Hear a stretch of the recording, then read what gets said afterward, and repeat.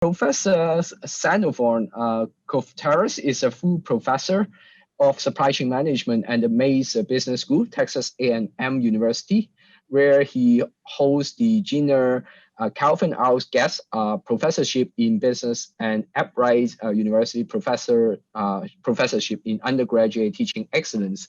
He also serves as the Director of Supply Chain Consortium at the Mays Business School. He has published over 55 articles in referee journals, including Decision Science Journal, JOM, POM, Journal of Supply Chain Management, and the others. He is currently serving as a co-editor-in-chief of the Decision Science Journal. He also served as associate editor of Decision Science Journal, JOM, Journal of Supply Chain Management, and Journal of Business Logistics. He received multiple times the Best Associate Editor Award for JOM and for Journal of Supply Chain Management, and the Best Empirical Paper Award for Decision Science Journal. He is also a member of the editorial board for POM, Structural Equation Modeling.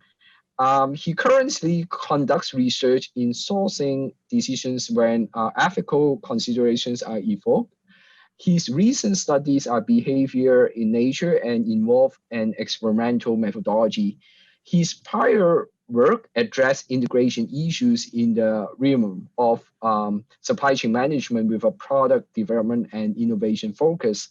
One of his manuscripts in this area is the second most downloaded with 16,685 times paper ever for the Decision Science Journal, and is the 15th most cited paper ever for the journal over a 50-year span. In 2012, he was ranked as one of the world's top innovation management scholars in a paper by published in Journal of Production and Innovation Management. He teaches courses across all levels and received numerous teaching awards, including the Distinguished Achievement Award, teaching at the university level and at the Mays Business School.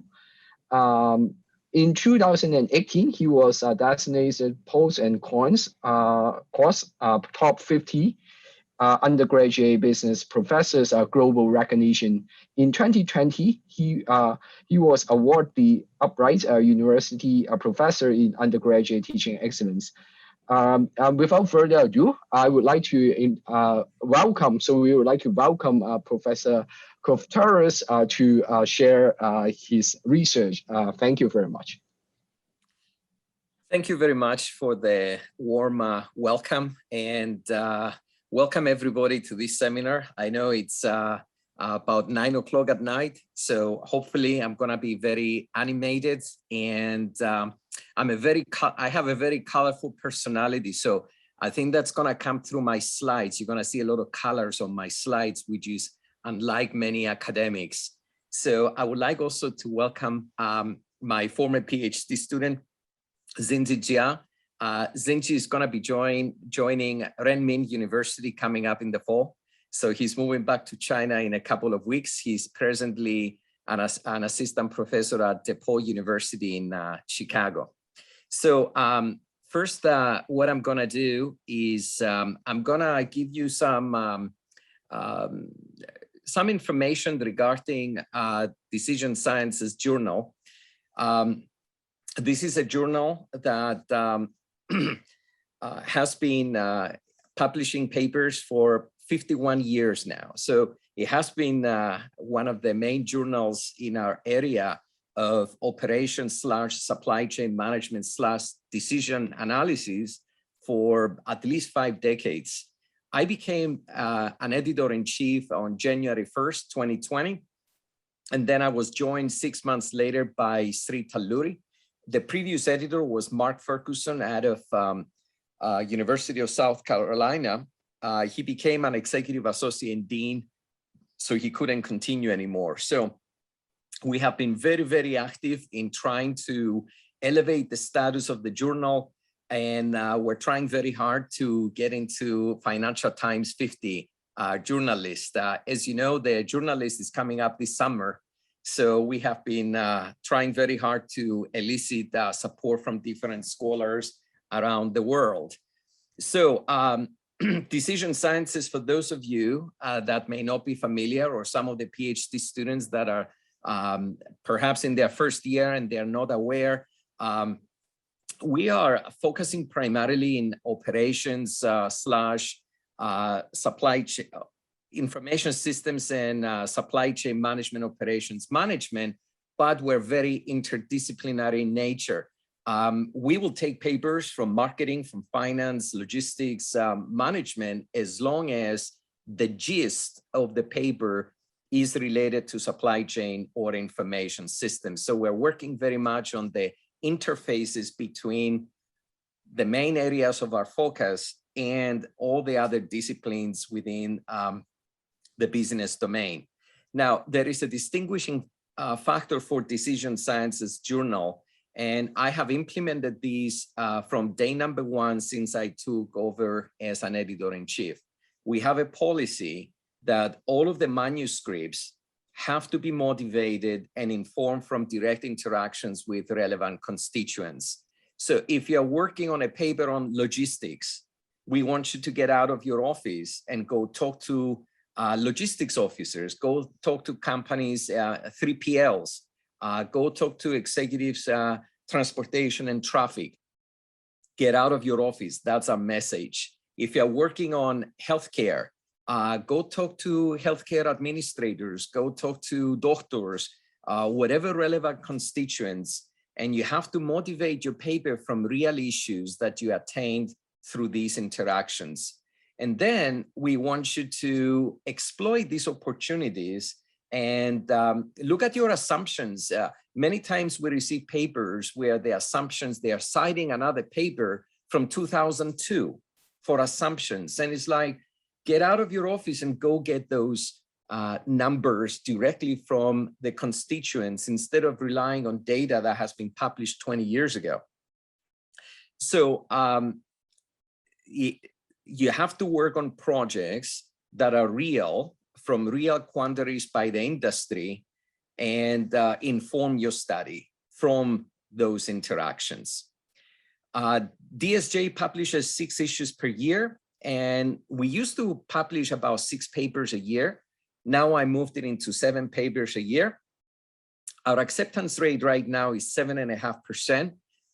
It used to be, when I took over, around 11% or so, and we brought it down to about 7.5%. We are very, very responsive. Lead time is very critical for authors, especially for young scholars, to get responses. And I can show you on the next page, the oldest paper in our system without a decision is only 3 months. As you can see, we are receiving quite a few papers as of late. Just about a year ago, we were under 500 papers. In the last 12 months, we got over 600 papers. We have seen roughly about a 15% increase in submissions year to year from 2019 to 2020, and they are not slowing down. And I have some metrics here so you can see how fast we make decisions. We work very, very fast. If you submit your paper within 2 days or 3 days, either the paper is gonna move forward through the review process, or if it has issues, it's gonna be sent back to you. We're not gonna wait to process your paper for a long period of time. So those of you that are sensitive to response times, we are on top of it. And I can tell you that we embedded notifications in our system to alert all of our reviewers, associate editors, department editors, to alert them whether they are on time. And every 10 days, myself or Sri Talluri will go through the entire system. And if there is any paper that is falling behind, we're gonna alert the whole editorial team so we can be on top of everything. So as you can see at the bottom, we have about 7.5% acceptance rate. We have about 38 papers in the review process right now. And the longest paper that has been in our system is about 91 days. if you look at the highly cited keywords for decision sciences, you can see the usual suspects, as you would expect at a journal that publishes papers in operations/supply chain management. So, but you can see the spectrum of different topics that we receive. Now, in a few minutes, you're gonna see also the list of our departments. And since I took over, I added 5 departments for decision sciences in order to elicit papers from some areas where we believe that there's gonna be a need for. Now, this is a description of over the last year, roughly, over the last year of where the papers come from. And as you will expect, a sizable number of the papers comes from the United States, but in red color right here, this is China. So you can see we receive a ton of papers from China, and the third country with 93 submissions is India. But we get submissions from all over the world. So as I mentioned a few minutes ago, we added 5 departments since early last year, 2020. One of them is humanitarian operations and supply chains, and many of you will recognize the name of Luc van Wassenhoef at INSEAD. We added a department in theories in decision-making. David Ketchen is an amazing scholar. He's at Auburn University, and he published numerous papers in Academy of Management Journal, Strategic Management Journal, as well as many of our journals, whether it is Journal of Operations Management, Production Operations Management. We added a department in logistics. We also have a department in methodologies, especially empirical methodologies, and then a department in retail operations with Mike Galbraith and Guanzi Shang. What we did once we took over decision sciences, we went through an elaborate process of vetting out all of our team, including our associate editors. So if anybody's interested, you can click on the link that I have here, and you can go directly and look at all of our associate editors are essentially aligned with different departments. And you can see on our page also the methodological interest and the topical interest of each of our associate editors. We spent quite a bit of time in creating an editorial review board. We recruited over 160 reviewers, and with a promise that each reviewer will not get more than 4 or 5 papers per year. We really paid attention to the publication record of each reviewer, their responsiveness if we had numbers in our system. And we believe that we have a very, very responsive reviewer team. And again, all of our reviewers are listed online, and they are categorized according to their department. In terms of our editorial team, both myself, I'm at Texas A&M, and my colleague, he's at Michigan State University. We're both of us located at FT50 schools. The majority of our department editors, 55%, are also affiliated with schools ranked in the FT list. And these are essentially our departments. They are listed on the left column. And then we have the department editors. And as you can see, our team of department editors is well-versed also editing papers for other journals. They are serving as associate editors, senior editors, department editors, whether it is with management science, MSOM, POM, JOM. But since we also have interface departments, you can see many other journals in the business disciplines, such as AMR, Academy of Management Review, Academy of Management Journal, Organization Science, MISQ, ISR, etc. As you know, Luc van Wassenhoef is one of the most prolific authors in our field. In fact, in one of my recent studies that was published with Decision Sciences, he was the #1 most prolific author across management science, MSOM, POM, and JOM over a 15-year period. He was #1. And he's editing one of our departments. Paul Laurie is ranked as probably #1 or #2 now, most prolific authors across 10 journals in information systems. George Markoulidis with methodologies, he's actually an editor of 2 methodological journals. And the rest of the team is, as you can see, is quite capable. Who publishes with Decision Sciences? I can tell you that many editors of other journals actually publish with Decision Sciences, where it is MSOM. I believe you hosted Chris Tang.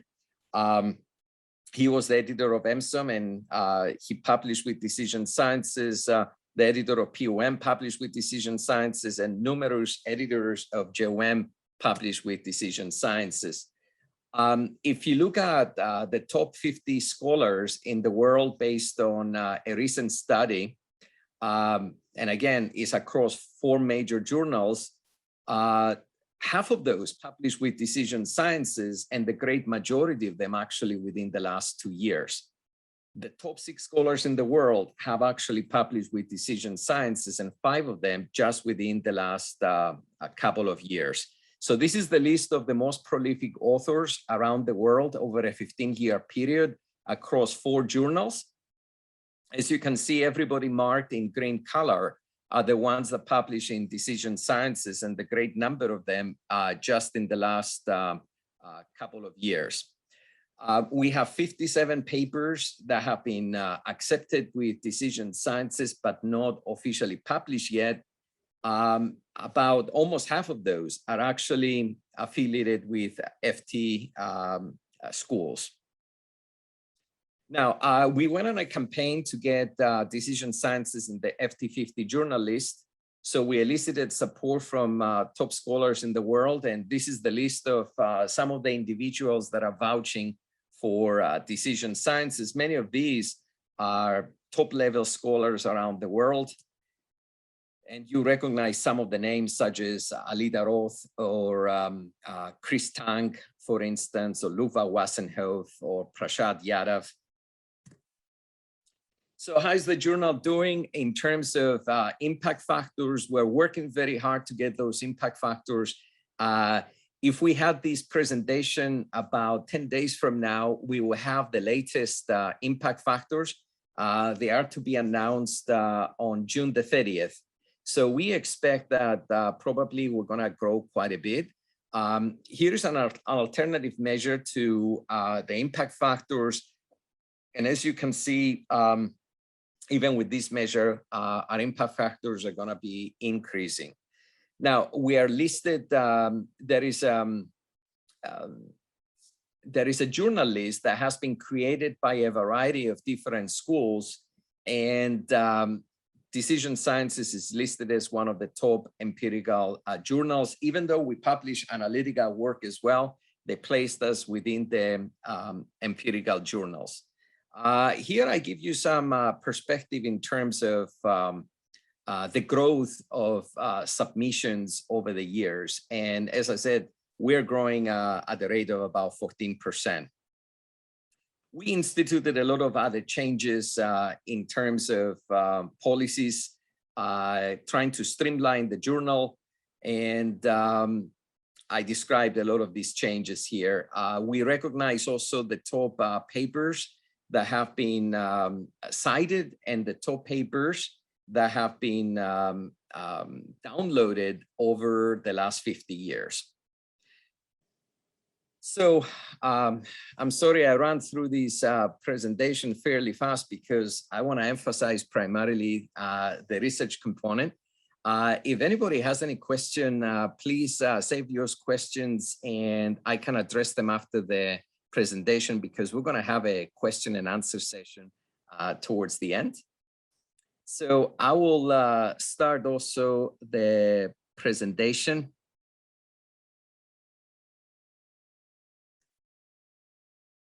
All right.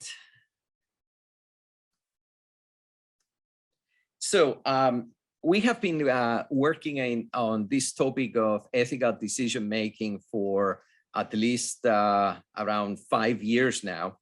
And we have undertaken an experimental approach to ethics. Ethics is a topic that evokes very strong emotions.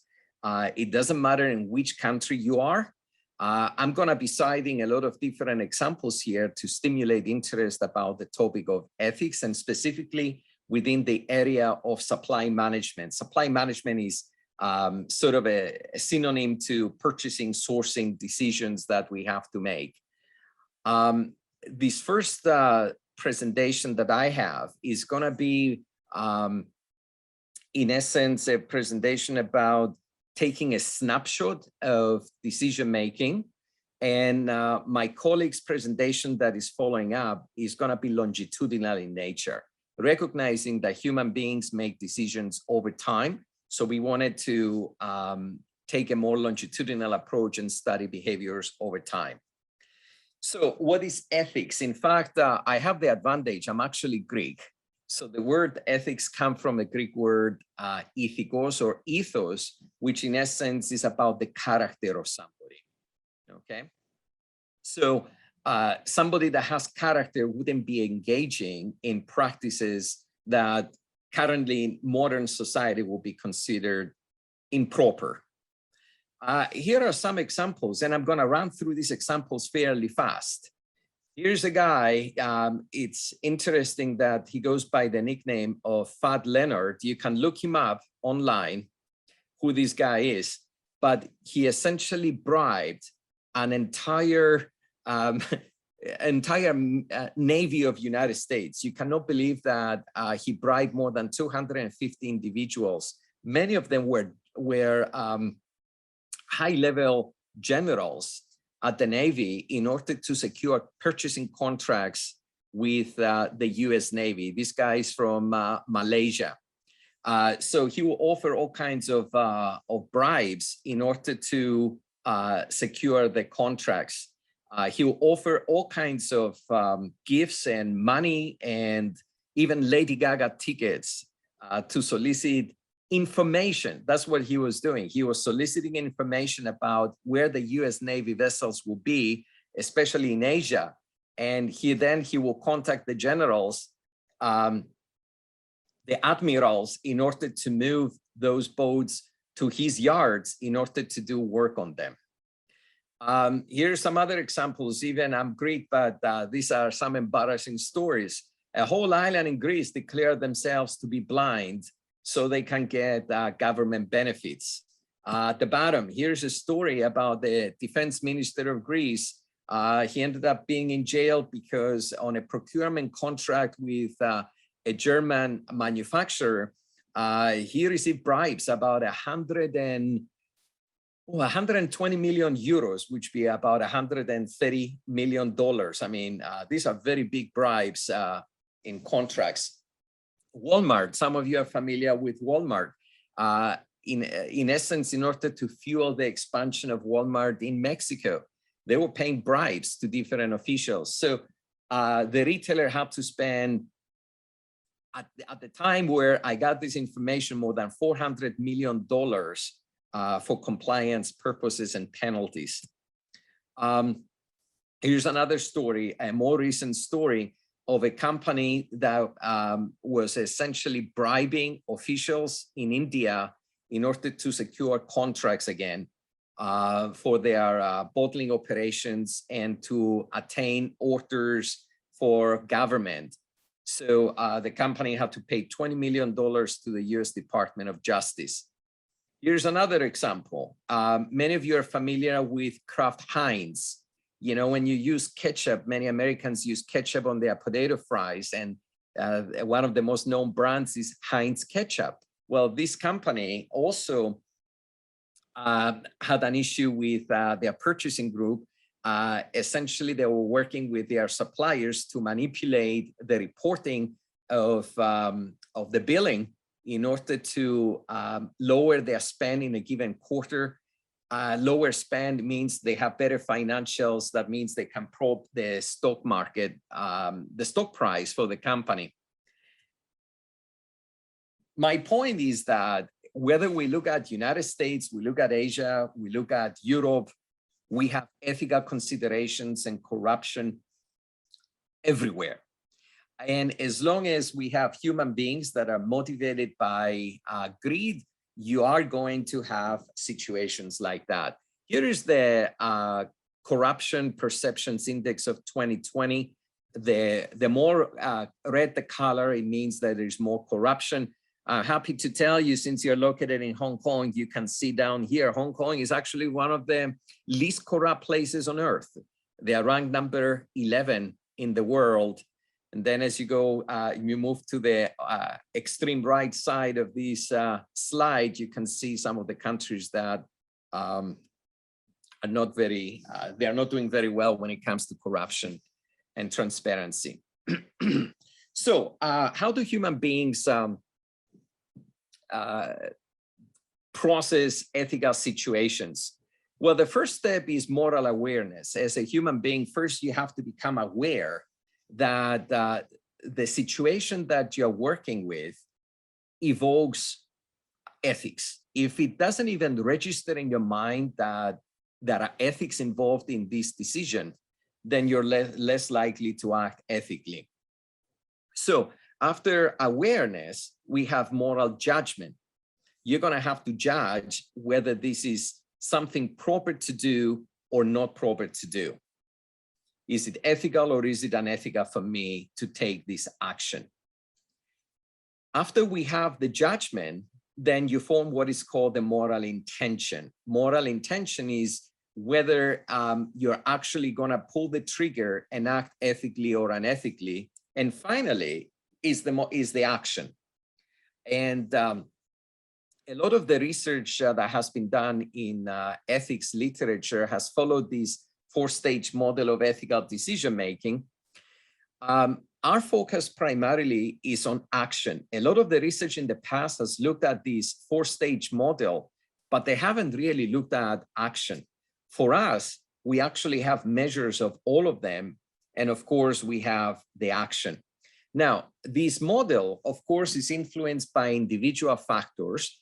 For instance, whether you're male or female, your level of religiosity, it's impacted perhaps by your age, by your risk propensity, but of course by different organizational factors such as the organizational culture, whether there is training at your organization about ethics, etc. So again, our focus is going to be on the moral action. And as I mentioned before, unethical behavior is a phenomenon that is present throughout all societies and cultures. Now, here's the problem for us that are working in supply management. We are under severe pressure, purchasing managers are under severe pressure to perform and reduce spend, because for every dollar, for every yuan, for every Hong Kong dollar that you save is one additional unit in profit. There is a one-to-one relationship. When you save $1, it's $1 in profit. In manufacturing firms, 60 to 70% of the cost of goods sold are attributed to purchased materials or services. So people in purchasing, sourcing, they spend a lot of money. And there is great opportunities for them to save money for the company, but there are also opportunities for them to stray. So management, top management, in order to limit or curb unethical behavior, they may invest in codes of ethics, codes of conduct, ethical infrastructure, trying to assure that the people are not going to stray and they're going to act unethically. But there could be also personal characteristics that are impacting ethical behavior, and also situational factors. So what is the literature telling us? Well, I'm not going to go through the entire literature in terms of ethics, but overall, people have looked at antecedents, predictors of unethical behaviors, and they have also looked at, in general, consequences of unethical behaviors. The difference in the business domain, a lot of these studies are paying attention to the unethical behavior of a company instead of individuals. At the end of the day, It's not Walmart that acted unethically. It's not Heinz that acted unethically. Are individual people within those companies that acted unethically. So our focus instead is going to be on the individual. So the unit of analysis for us is the individual here. Okay, so because we strongly believe that they are individuals that are actually responsible for making unethical behaviors. So there are some gaps in the literature, unexplored areas, and this is what our study is supposed to fill. There are discrepancies between the psychology literature and economic models. Economists, behavioral economists will argue that you should try to maximize your utility and reap as many benefits as possible. And there is no such thing. To a great extent, they don't believe that there is such a thing as ethics. But we proved them wrong, in essence, with our experiments, because a lot of people actually, despite the incentives that we gave them, they acted ethically. There are many different mental processes that individuals go through when they consider decision-making. And there is something else which I'm going to address probably in the next slide, the impact of very magnitudes of unethical behavior on the individual. So it's one thing to steal, let's say, $200, and it's another thing to steal $1 million. There is a different magnitude, and we're going to see that on the next slide. A lot of the research that has been done in the past, even within the general ethics literature, they only consider the personal benefits to the individual that is acting unethically. They have not looked at situations where concurrently both the actor, the individual, will obtain benefits, personal benefits, bonuses or rewards, and also the company can derive benefits. So in a procurement contract, if we lower the spend, the company saves money. But if there is also incentives, individual incentives, then the actor, the purchasing manager, the director can also obtain benefits as well. And based on past literature, we also know that individuals behave differently when the unethical behaviors benefit the group instead of just themselves. So we are manipulating that variable in our experiment. Okay, and then the incentive alignment schemes are not examined in the extant literature.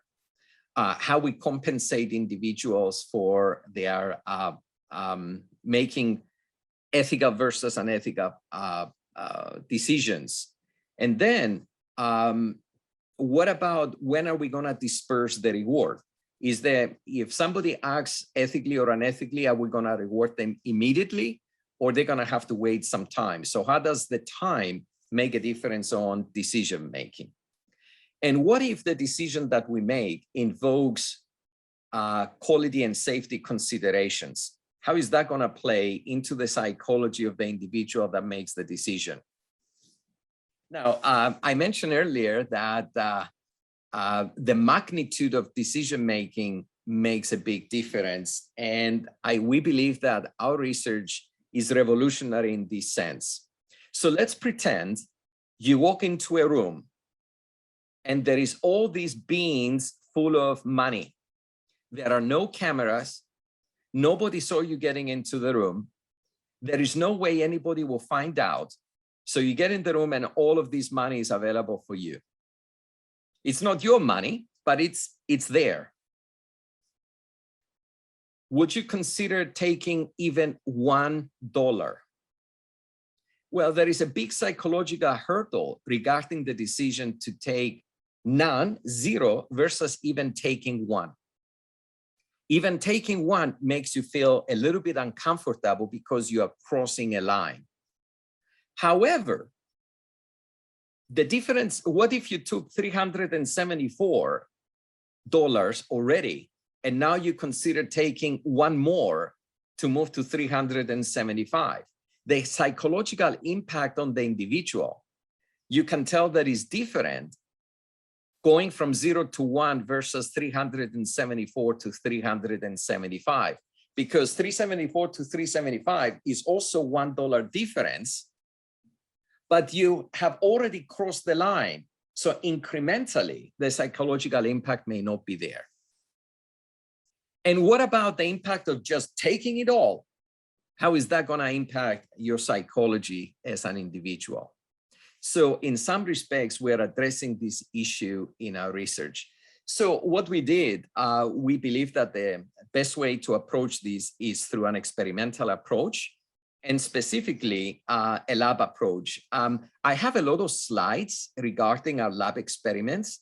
In the interest of time, I may skip those, and maybe at some time in the future, when we're going to be blessed with the opportunity to visit Hong Kong, I will do a longer seminar and describe our specifics regarding our lab experiments. Because I think it's very important, especially for doctoral students, to understand the complexity and what somebody has to go through in order to make these laboratory experiments successful. Okay, so we are explaining the rationale why we do lab experiments. In terms of validity, for instance, is very important for us. And for internal validity, experiments are really great. For external validity, we actually run these experiments both in the United States, in China, in Italy, and some other countries. So we're going to report the results today for China, United States, and Italy. So there is many reasons why somebody would use lab experiments. Specifically, our lab experiments are based on a scenario here. So what we do is that we give a story to the participants, and we position the participant as the director of supply management at a company that makes gearboxes. I think in the rest of the world, they call them gearboxes. They don't call them transmissions for the cars. It's where you change the gears on the car, and sometimes they're automatic or sometimes they are stick shift. So here's the situation. You're the director of sourcing, purchasing at Transworld. You make transmissions for the auto industry, and your company received a contract for 100,000 transmissions per year for 3 years.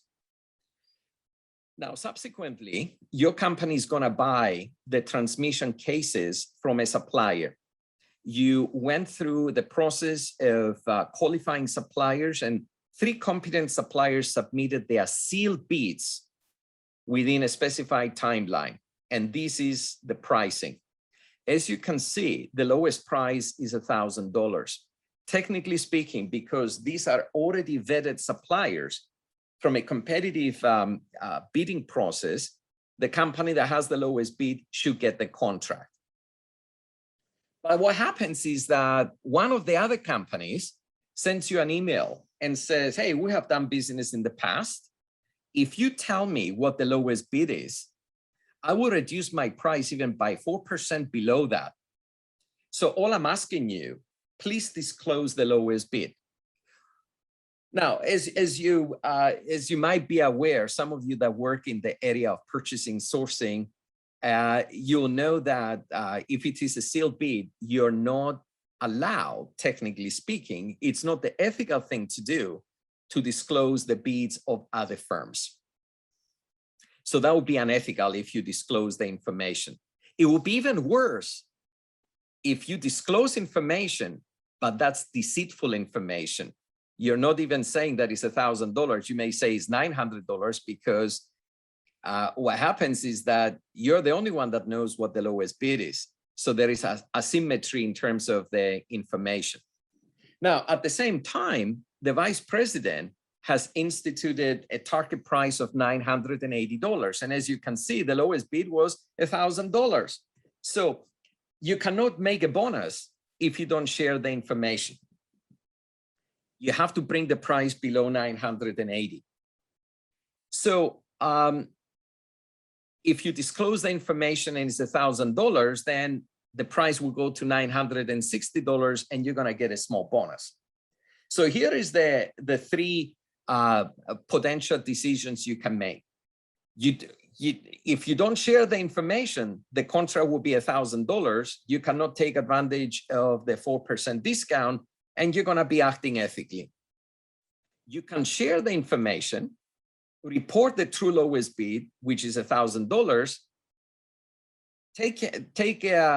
Exploit the 4% discount, so the price will be $960. You're going to be saving $40 per unit for your company, and you're going to make some small bonuses, because below 980 you start making bonuses. And the third option, you can share information but report a price other than 1,000. You may report a price of 900. If you report a price of 900 and take another 4% discount, it will bring the price to 864. In this case, you'll be deceitful. You knew very well that the lowest bid was $1,000. So we did this experiment over 2 different days, day 1 and day 2, as we call it.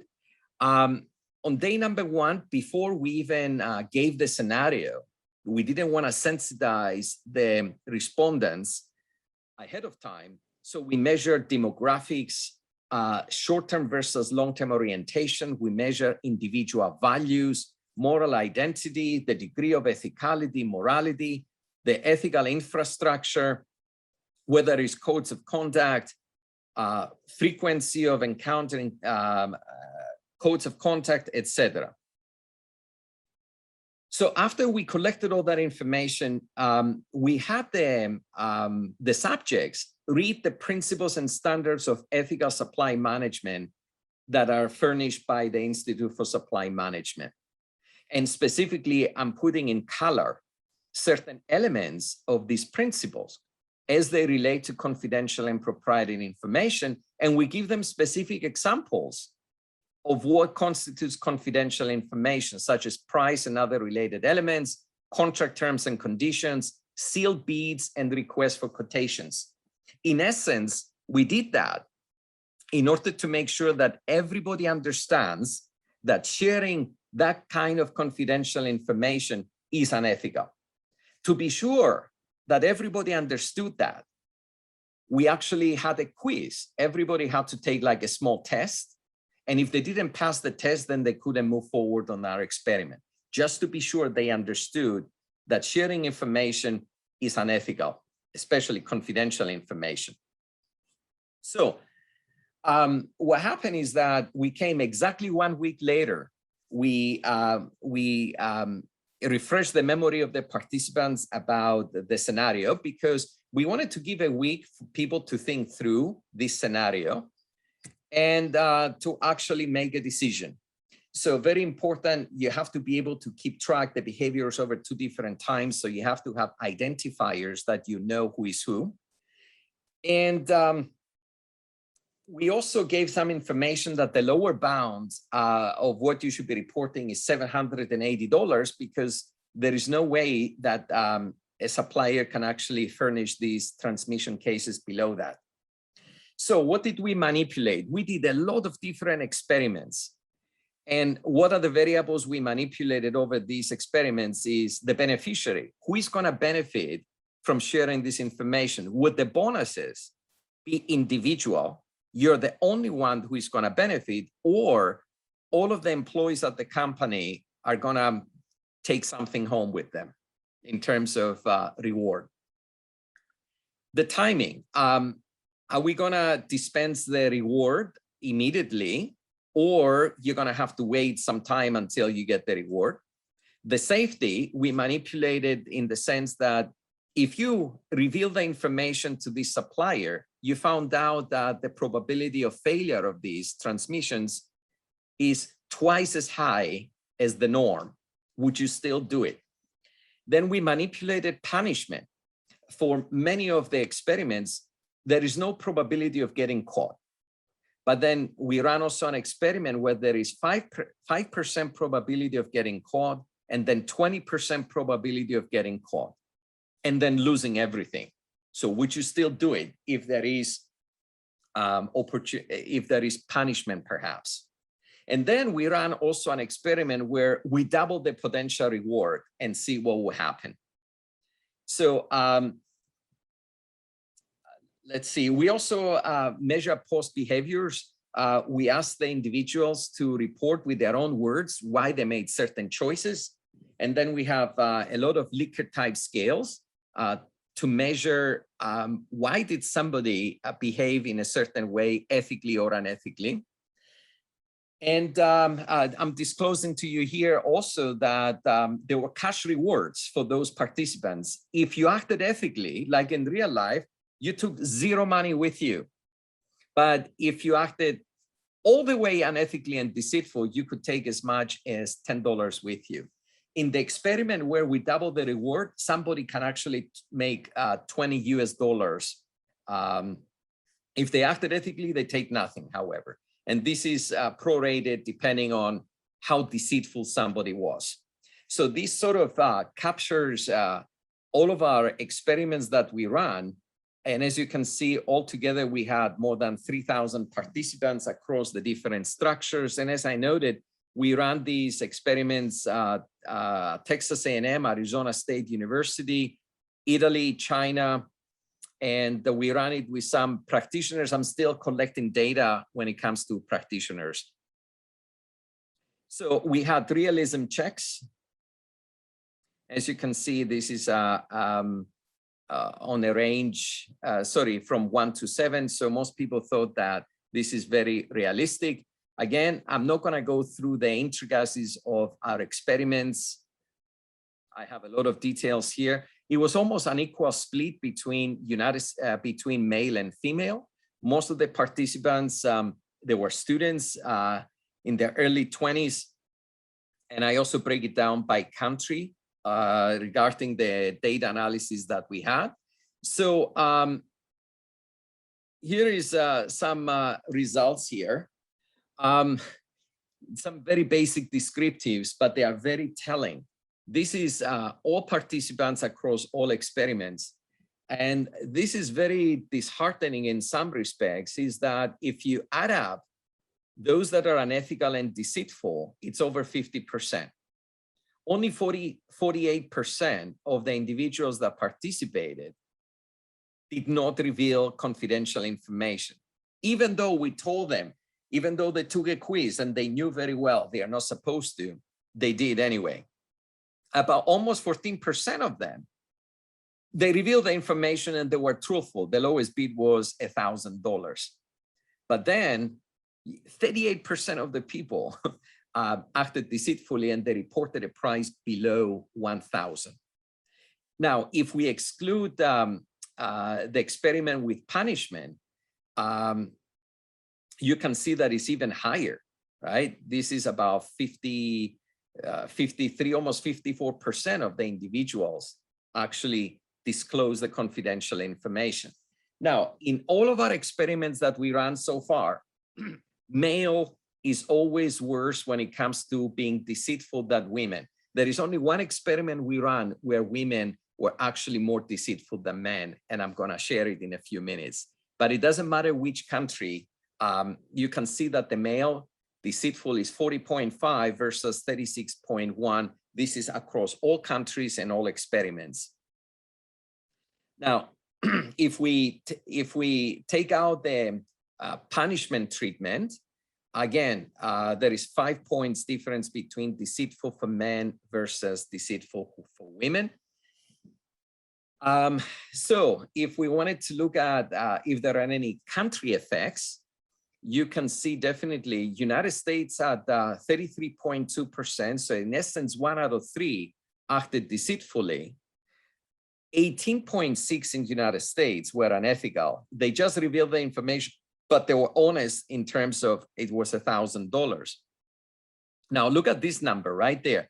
It's about 18% unethical in the United States, 9% in Italy, and 4.6% in China. Now you can see deceitful, 33% for the US, 55% in Italy, and about 54% in China. But this is not all created equal, because I'm showing you here by gender in each country. So in the US, there are some differences. Men are actually more deceitful than women, There are some small differences, but when you look at China, you can see that male was 61% versus about 51% female. And in Italy was even a bigger disparity between men and women. It was 64% of the men versus 45% of the women. What about punishment? Is punishment, the probability of getting caught, is that really making a difference? So you can look at those people that made ethical decisions with no probability of getting caught. It was 50%. When we introduce a 5% probability of getting caught, ethical jumps to about 65%. And surprisingly, probably the difference is not statistically significant. For those individuals that got a 20% probability of getting caught, it was about 64%.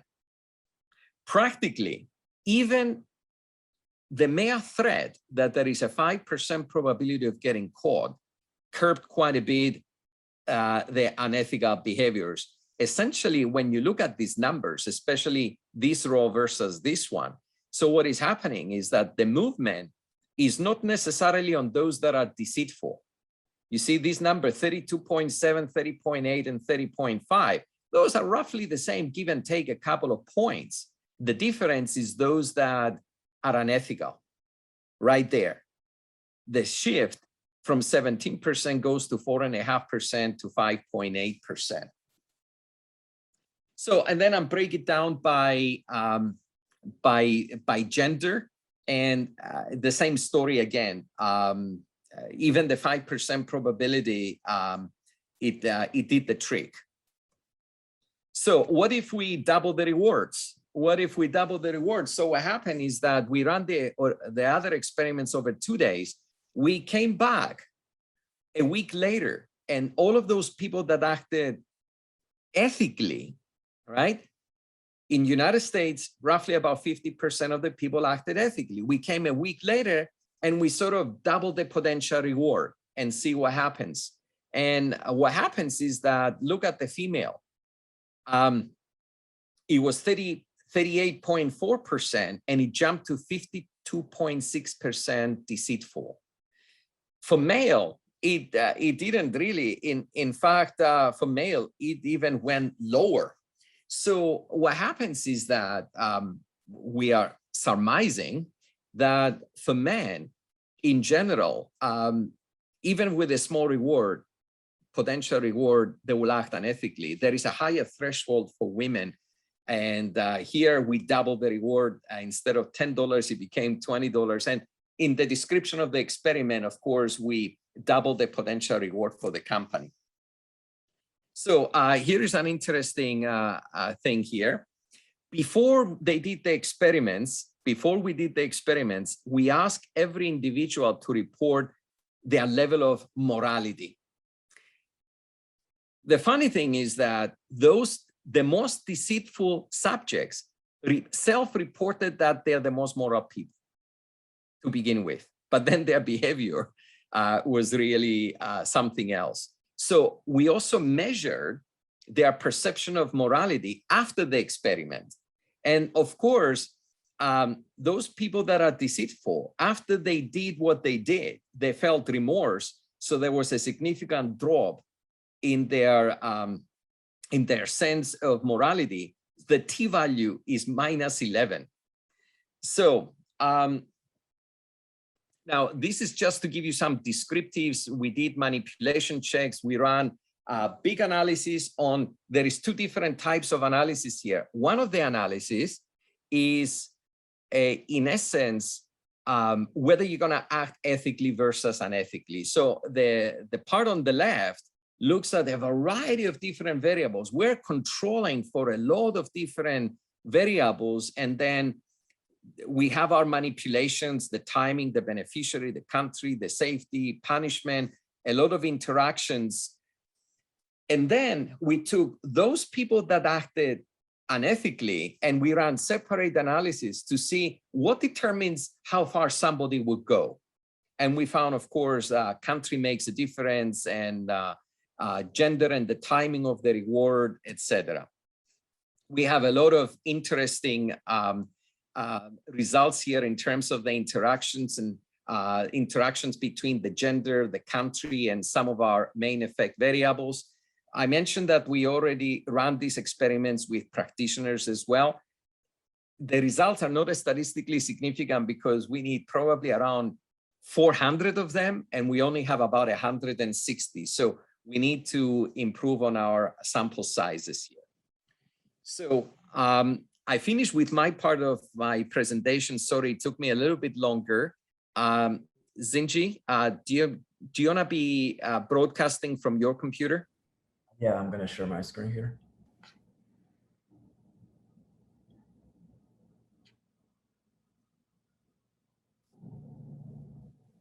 So can everyone see that? Yes. Okay. Yes. All right, just give me 1 second. Let me quickly. Yeah, so thank you, Dr. Koufteros. So let me quickly just take over and talk about another project we're working on.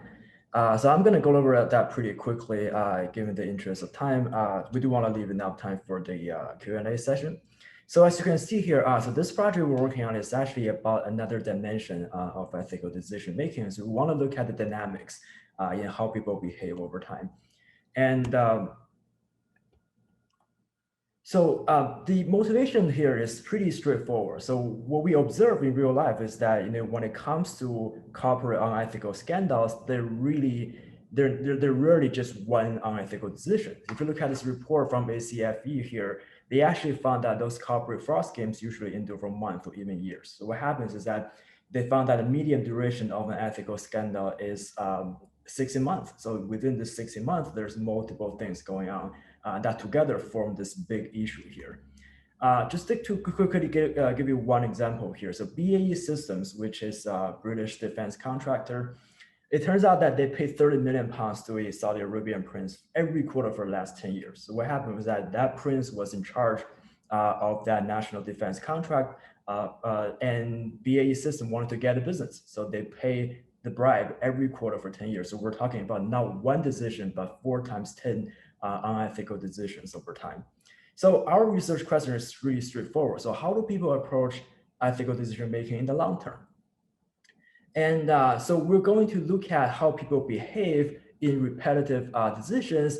And if you look at the literature here, some people have looked at majority in psychology and behavioral sciences, and people have found that sometimes we behave consistently, sometimes we're not. So when it comes to consistency, the mechanism here is that we want to have consistency in our behavior part here, right? Because we want to save our mental resources, and we don't want to evaluate every single situation that we see in real life. So what we do is that we kind of form this behavior part there, and then every time we see something that's similar, we're gonna just act like what we did in the past. That's called moral consistency. But then on the other hand, people have also found that we tend to change our behaviors, and there's a reason for that. So when it comes to ethical decision making, right? So sometimes we have an ethical behavior, sometimes we have an unethical one, and we can switch back and forth. So when we switch from an ethical behavior to an unethical one, it's called moral licensing. And if you look at the name, I think it's pretty self-explanatory. What it says is that sometimes we feel licensed to do something that's a little bit unethical. So for example, so let's say that I did workout in the morning and I feel good about myself. So in the evening, I'm going to eat ice cream, right? Because I feel entitled, I feel licensed to do this. So it's the same thing when it comes to ethical decision making. But then the opposite is also true. So sometimes we have moral cleansing, which is to cleanse our sins, right? So if we did something bad in the past, we feel bad about ourselves, so we're going to do something ethical in the future just to make ourselves feel better. So as you can see that, sometimes we tend to behave consistently, sometimes we try to switch back and forth, and it can be a pretty complex mechanism here. So this is what we want to do. So if that is true, right, people have been looking at this in pure psychology literature, in the behavior sciences literature, but not in the business context. So if it is indeed true that sometimes business managers, supply chain managers are not consistent as we want them to be, what can we do about it, right? How can company promote not only ethical decisions, but also consistent decisions? So again, we rely on a experimental approach here, and then we have a true longitudinal study in this case. So we actually have a 12-week study. And then as you can see that we have a front end. In the first week, we collect demographic information, we set the stage. But then for the next 10 weeks, every week, there is a decision that we want them to make. All right, so and every decision is going to be different. So as you can see on the next slide here, so we want to really simulate reality. And in reality, business managers don't really just make the same decision in this exact same situation every day, right? Every decision might be different. So we have this pool of decision scenarios. For example, we ask them, hey, do you want to source from a supplier that uses child labor? Do you want to source from someone that uses illegal immigrants? So every decision every week is going to be different. And then we ask them to make 10 consecutive decisions, and we see how they do over time. This is our sample here. We collected from a major university. We have a sample size of 301 individuals. And note that every individual made 10 decisions. So it's 301 times 10 observations. And this is what the data looks like. So if you just count the number of unethical decisions, out of the 10 rounds, normally people will make around like 4 or 5 unethical decisions. But as you can see from this histogram here, there's a pretty big variation there. So I guess what this figure can tell us is that definitely people are not consistent, right? Sometimes they're ethical, sometimes they're not. And because we have this true longitudinal design, and we can look at our data in the longitudinal way, right? For example, I just randomly picked 4 subjects from the sample, and you can see that sometimes people are ethical, sometimes people are not, sometimes they switch back and forth, sometimes they're consistent. So we want to kind of look at this pattern and see, how do people behave? And I'm going to skip this slide, but then this is really how we approach our analysis statistically, right? So the idea is pretty simple. We want to look at these 4 probabilities. So the first probability is what is the probability that someone behave consistently ethical. And the second probability right here, this is a probability of switching, right? What's the likelihood that someone is going to switch from an ethical behavior to an unethical one? And then this is the opposite direction. And then this is consistent unethical behavior. So what happens is that when we look at our data, let's say that this individual were ethical in 2 consecutive decisions, that's going to contribute to this first probability. If there's a switch, that's going to contribute to this probability. And then we do the same thing for the rest of it, right? So that's how we're going to look at our data. And naturally, we can convert that into a statistical model here. And we can actually estimate these 4 probabilities. As you can see here, so the first thing we can see is that there's a 65% chance that someone is going to be ethical in consecutive decisions. And if you really think about it, it's really not a very high number, right? Because what that means is that there's a 35% chance that someone is going to switch from an ethical decision to an unethical one. So just because that someone was ethical in the past, there's still a fairly high probability that he or she is going to be unethical, right? So this is kind of alarming to the business, to managers, because they have to make sure that people are not only ethical, but they're also consistent. And another interesting thing here is that if you look at these probabilities, so what these probabilities say is that if someone was unethical in the past, there's only a 50% chance that he or she is going to behave either ethically or unethically. There's really no telling, right? And this is where our treatment comes in, right? So really in our study, we want to study, okay, what is the effect of ethics education, right? Can we do something about, how people behave over time? And by ethics education, we mean frequent communication of ethical standards and processes in the context of supply chain. So this is kind of to mimic or to simulate what happens in real life, right? We talk about employee trainings. For example, we as faculty members, we take those ethics training course once a year. We take an online class, we go through some quizzes, things like that. This also happens in real life. So we want to say, okay, for those people who got the ethics education, will their behavior pattern change over time? So we actually broke down our sample in 2 groups. The ones who got the treatment are the ones who were exposed to ethics education. Again, we did it in a classroom environment. So we use these different modalities of teaching just to kind of expose them to ethical standards in supply chain. And those people who were in the control group didn't get any of the ethics education. So what we can do is that we're going to kind of model our 4 probabilities as a function of that treatment variable. I want to see, okay, what would be the effect of that treatment? And then we can estimate this model. And this is what we found. So we actually found a kind of a very interesting result here. So what happens is that the effect of ethics education works both ways. So on the one hand, it's going to make people more consistent in ethical decisions. But then on the other hand, it's going to make people less consistent in unethical decisions. So it kind of works both ways. It's like the best of both worlds, right? But because we can compare the effect size, and this is what we also found, we actually see that ethics education is going to be more effective in discouraging consistently unethical behaviors, right? So if someone has been ethical consistently, it might help a little bit, but then this is especially effective for those people who are unethical in the past, right? It's kind of an alarming mechanism. It's going to help people to self-correct themselves.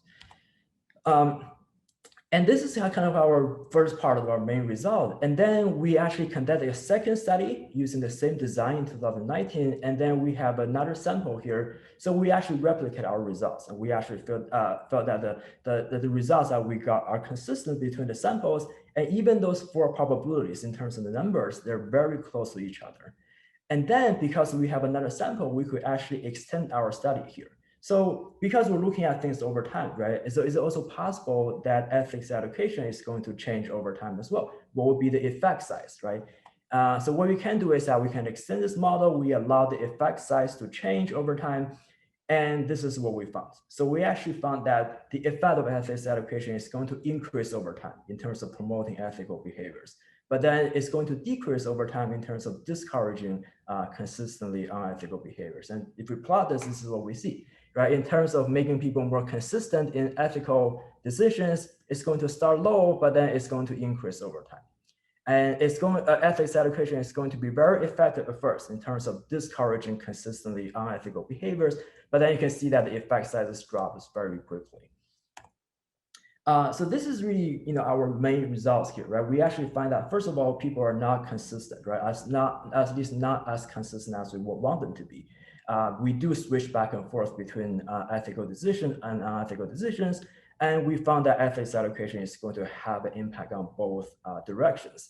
Another thing I didn't mention is that we actually had a lot of covariates in our model. For example, a person's race, gender, religiosity, house income. And what we found is that these factors will work on these two directions differently. So I can see, as you can see here, in terms of moral licensing, these are the factors that have an impact. But then you can see there's a different set of variables that have an impact on moral cleansing. And just to kind of quickly summarize, this is something that we're working on. So we have those results here, and how do we really kind of understand that in a theoretical way? So, so if we look at subject 35, so this is a particular person's response from our data, and you can see that in the first few rounds, he was pretty inconsistent, right? He switched back and forth pretty frequently, but then suddenly he appeared to be a lot more consistent, right? So what happens is almost as if that we kind of find two behavior patterns here. It's that we have two mentalities, and it's the mentality that's going to determine how people behave, what they observe behaviors that we see in our experiment. So this is kind of a theoretical prediction that we're making here. So maybe the effect of ethics education is not on the observed behavior, it's actually on people's mentality. So we want to test the theoretical model here, but of course, we don't observe people's mentality. So we're going to have a latent model here. And this is indeed what we found. So we actually found two mentalities. As you can see here, for the first mentality, there's a very high chance that someone is going to be ethical, not only ethical, but also in a consistent way. But then in the second mentality, you can see that the probabilities are all over the place, right? It's really hard to predict what that person is going to behave. So that's why we kind of label these two probabilities, ethical mentality and situational mentality here. So if this is true, then what we can say is that ethics education is going to not just affect the observed behavior directly, it's going to kind of push people away from this situational mentality. It's going to make people to adopt this ethical mentality, and that's why we can observe not only ethical behavior, but consistent behavior. So I think that pretty much sums up this project. I'm sorry, I'm going pretty quickly, but I do want to leave time for the Q&A session. So Dr. Koufteros, do you want to take over?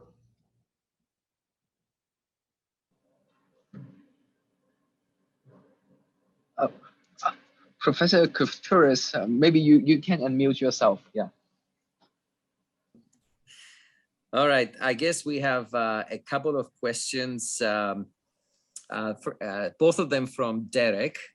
He says, Yes. Derek from Hong Kong University. The sampling method is very important. For example, in your work, people in the US, Italy, and China behave differently. How would you suggest your sampling method when conducting experiments? Again, sampling is a big issue for us. That's why in the United States, at least, we did the sampling at 2 different locations. We did it in Arizona and we did it in Texas A&M. If we do have the ability, we're going to do the study also at another location in the United States, because we understand that China, for instance, is a big country. United States is a big country. Can you assume that the people in California will behave the same way as the people in Texas? We partner with one university at the time in China, that is Zhejiang University in Hangzhou.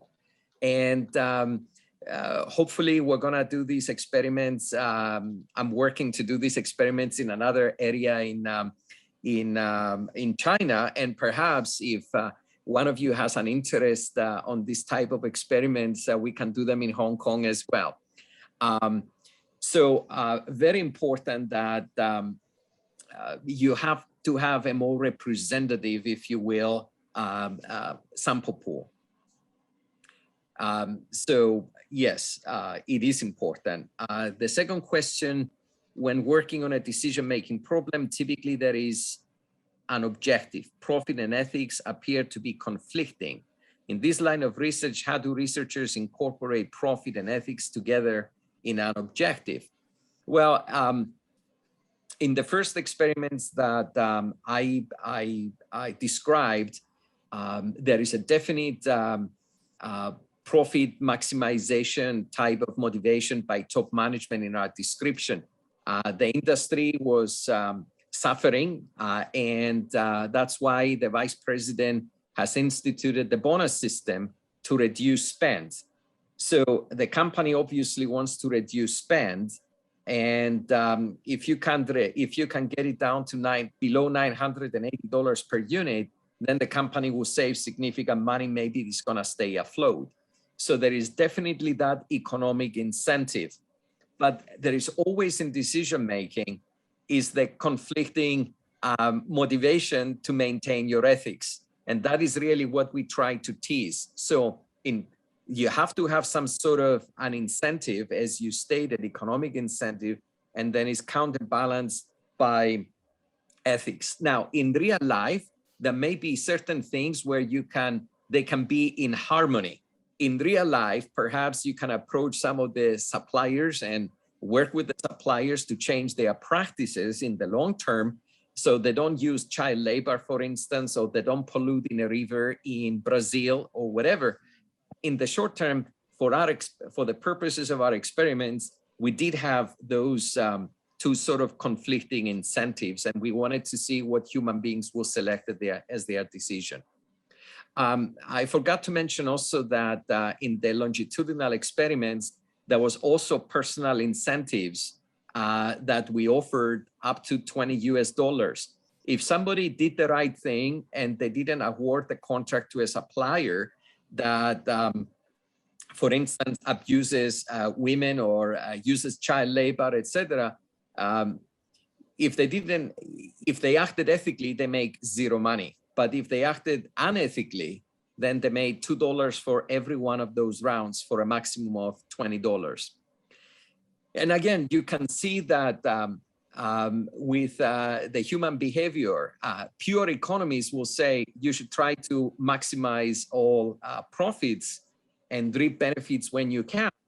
Well, all of our participants had the ability to be acting unethically for every single turn, every single week for 10 weeks, and they could have got $20, but they didn't do it. I think the average payout, what was it, Zenji, do you remember? It was around $4 out of 10. So pretty much 4. No, it's out of 20, I think. Yeah, it's $8 out of 20. Yeah, so, you know, from a ethics versus economic considerations, we can see that most people opted to act ethically overall compared to acting unethically, at least with the longitudinal experiments. Yeah, thank you, Professor Koufteros. Okay, so I saw, okay, so for participants, if you have any questions, feel free to type your question in the Q&A box, and you may mention your name and also affiliation. And I saw Yimo Yan, you have raised your hand. Would you like to ask a question? If you do, please you may text me in the chat box. Professor Koufteros and also Dr. Jia, I have a question for you. Actually, I enjoyed your seminar very much. And then to me, I don't work on experiments, but I think like in OM, so there are two types of research. So one is more on empirical and one is an analytical, as Professor Koufteros has mentioned. I'm thinking, so whether there will be an interface that we can incorporate your empirical results into an analytical framework for decision making. Do you have any ideas, recent research, or anything that you would like to share with us? I would imagine, actually, it's in my mind.